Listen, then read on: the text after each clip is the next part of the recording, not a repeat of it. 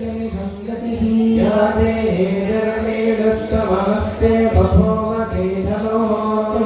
अस्मान् विश्वदस्त्वमयक्ष्मया परिभुजा अस्त्वायुधाय नारदाय विष्णवे मुखाभ्यामुदधे नमो बाहुभ्यां तव चन्द्रमे परिदेधन्वनो हेतिरस्मान् गृणद्व विश्वतः भूय इषुतिस्तभारे अस्मन्निधेहितं भवे नमः नमस्ते